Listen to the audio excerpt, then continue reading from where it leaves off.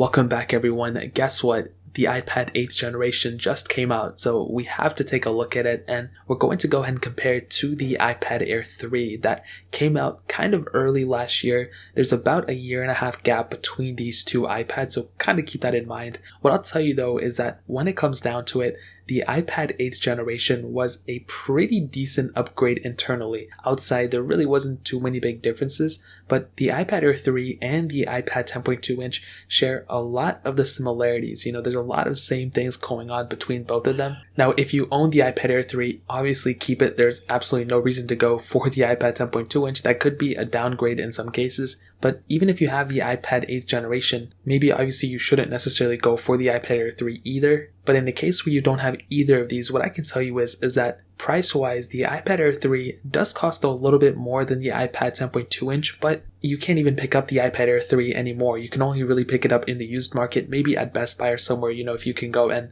get it as an open box special or something. With the iPad 8th gen, that thing is selling for $329, which is a pretty cheap price to pay compared to a lot of the other competition, so definitely keep that in mind. Now, starting off with the front, the iPad Air 3 has a 10.5 inch IPS panel, so it is bigger than the iPad 8th gen. Now, that resolution is 1668 by 2224, and it's a really good looking panel. You have True Tone on it, it looks really good. There's very slim bezels around it, however, there is a top bezel and a bottom bezel with the home button. It's not like completely bezel-less like we have on most other devices, like other iPads and stuff, but it's still totally okay. I'm totally okay with the way this panel looks, and I think it actually looks pretty good. It was a really good looking device. It shares the same body as the iPad Pro 2nd gen, and for sure at the end of the day, it looks good, it performs good in terms of the panel. It doesn't have that 120Hz refresh rate, but it still looks good for the most part. Where the iPad 8th generation has that 1620 by 2160 panel, and that one is 10.2 inches, so a little bit smaller, and the overall iPad is smaller than the iPad Air 3. On top of that, a really big thing to keep in mind is that the iPad 10.2 inch has the home button as well, so it shares pretty much the same design language. You do have a little bit thicker bezels on the side, so kind of keep that in mind. That's really not that big of a deal, but that may be something that you might want to look into as before you buy it. But again, it's not really that big of a deal to me. It may be a big deal to you, but that's something you're gonna have to figure out. And in terms of the panels, they look really, really good. And of course, between both, the iPad Air 3 probably has a better looking one, but I still think the iPad 8th generation has a pretty good looking panel too. On the bottom, lightning ports on both, and on the back, single camera setups. Both have the aluminum build, and both, like I said before, look really, really good. I don't really have any preference to which one feels better. I feel like the iPad Air 3 gives the impression that it feels a little bit more expensive, but that's not even necessarily the case because the iPad 8th generation still feels and looks really good as well, and that's a really big advantage for both these iPads. They both look really, really good, and they both feel very, very good. When you look at a lot of other competition out in the market, and you look at basically all the other iPads and tablets,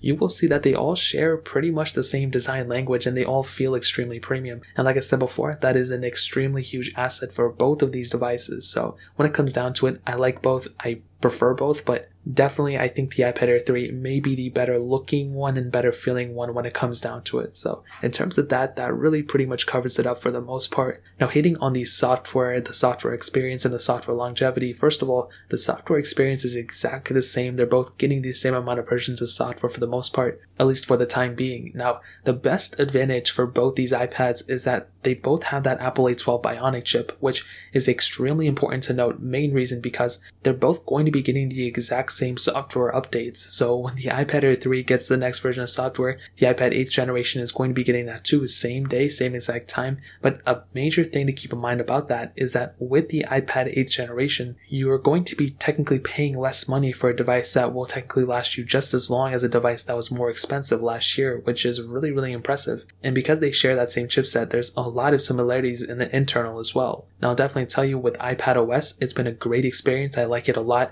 It's always been pretty stable. I haven't really had too many problems with it. I'm not going to sit here and say it's perfect, but it's not like horrible either. And like I said, I think I've had a pretty decent time with it. With the iPad 8th generation and the 7th gen, even the 6th gen, it ran iPad OS extremely fine. And with the iPad Air 3, it ran iPad OS extremely fine too. So when it comes down to it, I'll definitely tell you, I like iPad OS. And the fact that both these are going to be lasting for quite a bit of time in the software department is a really huge asset for sure. So in terms of the software experience, that really pretty much covers it up there too. Now, hitting on the performance side of things, This is actually really interesting. So the iPad Air 3 has the Apple A12 Bionic chip, a hexa-core CPU, and 3 gigs of RAM on both the models, with the iPad 8th generation also has the Apple A12 Bionic chip like we stated. It also has the hexa-core CPU, but on top of that, it also has 3 gigs of RAM, and that is extremely weird how they both share exactly the same internals for the most part. So what this means is, for the most part, that the iPad Air 3 and the iPad 8th generation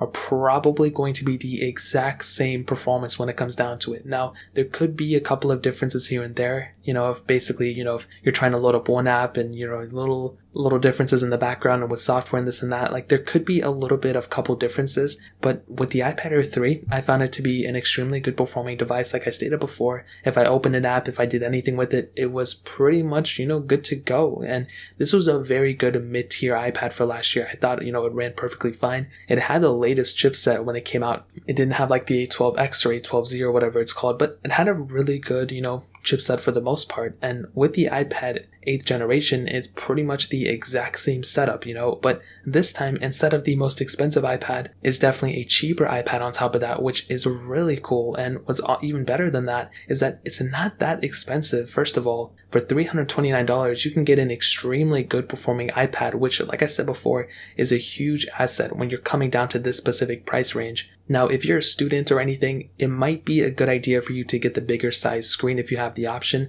If you're writing a lot of notes and you're watching a lot of videos and lectures and stuff, then it may be better off having a better display and a bigger display on top of that. But I'm sure a majority of people too, with the iPad 8th generation, it's going to be a big iPad too. And I feel like if you're, trying to watch videos and take notes and all this other stuff, you're going to have a really good time on the iPad 8th generation as well. So when it comes down to the performance, the sheer performance, I'll probably say the iPad 8 and the iPad Air 3 probably are around the same. But when it comes down to, the experience, like I said, you may have a better experience with a little bit of a bigger display and a better display overall than a lower end or cheaper or smaller display. So keep that in mind. It is what it is, but that's pretty much how I'd sum that up. Now, hitting on the cameras, they both have single cameras on the back, and they're both pretty much the exact same setup. Both 8 megapixel sensors. They can do 1080p at 30 frames, and nobody's going to be filming like a full-on video on this thing. They're not going to be doing anything crazy. It's pretty much the same camera setup that we have on an iPhone 6, so kind of keep that in mind,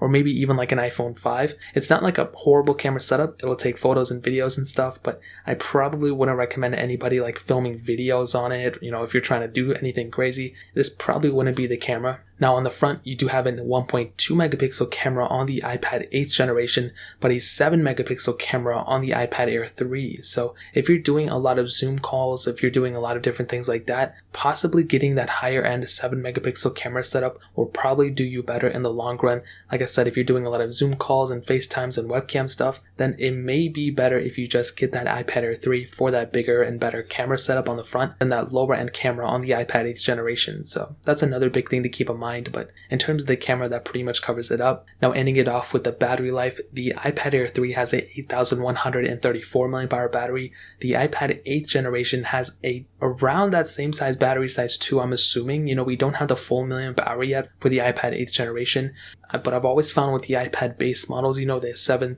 8th, and the 6th gen iPads, those have had a really good battery life for the most part, and I've had a really good experience with them. So I'll probably tell you, with that specific iPad, you might actually have better battery life on the lower end iPad 8th generation than on the more expensive kind of iPad Air 3. So another thing to keep in mind, I don't know, it's totally up to you how you're going to determine that, but that's kind of what I saw here. Now, to kind of sum up the video and to answer the question, which iPad should you get? Should you get the iPad 8th generation or should you get the iPad Air 3? Now, let me break it down for you real quick. With the iPad Air 3, I found it to be a really good iPad. And, last year it was a little bit more expensive. I think it was $499. Right now you can pick them up for a little bit cheaper. The performance is great. The screen looks great. And I think if you're going to look between both of these, those are two of the main assets that you're probably going to look for. With the iPad Air 3, you're going to be getting a better looking front panel for sure, and just the way it looks in the front. And on top of that, you're going to be getting a better looking front camera. Battery life's probably going to be about the same. If anything, the iPad 8 will probably have better battery life, and the iPad 8 is cheaper as well. Performance is almost going to be identically the same on both. So you're not necessarily going to be going,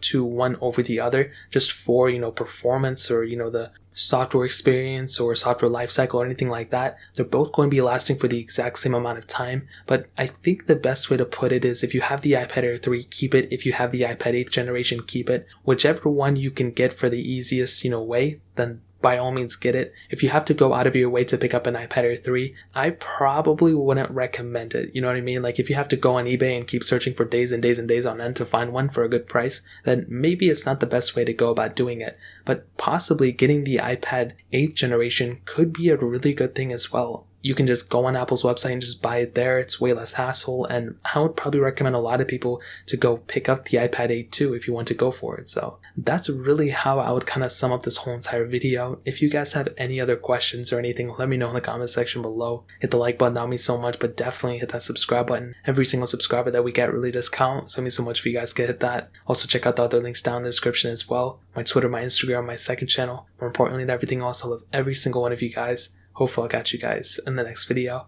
Peace out till then.